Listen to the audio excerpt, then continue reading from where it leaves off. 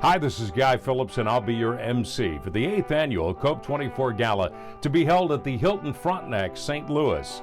And we would love for you to attend. But if you can't be there in person, there are other ways that you can help. Through a donation or passing information about COPE24 along to others. Join the COPE24 movement, and let's reduce the incidence of child abuse and neglect. Here is Renee Howitt now, Executive Director of COPE24, with an important message. COPE24 is on mission to make parenting and child development education a priority in all of our high schools nationwide. We believe that to create healthy families and break that generational cycle of family dysfunction is actually attainable. That definition of family dysfunction is a much broader definition than child abuse and neglect.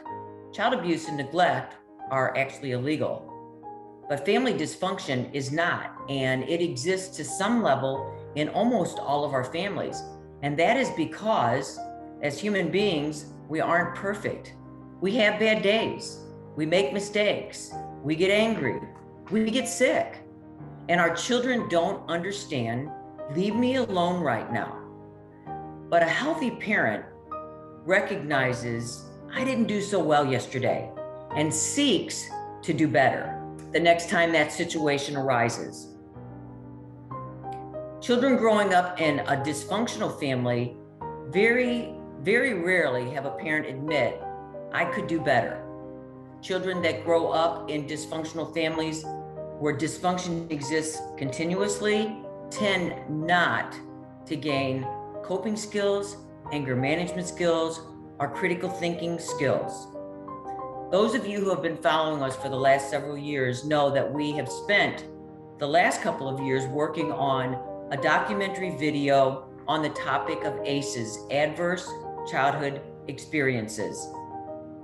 In the mid-1990s, there was a big study, in-depth study done on childhood adversities, where they studied the 10 most common childhood adversities that children experience in their homes.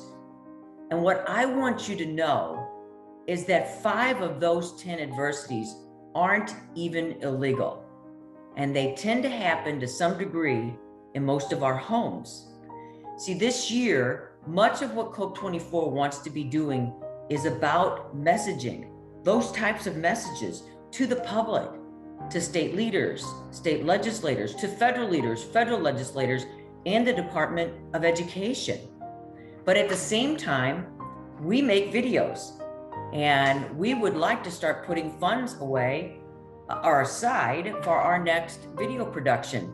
And we have a couple of topics already on the drawing board: absent fathers and domestic violence. Those things greatly affect our children. These videos are very costly to produce at a high quality level.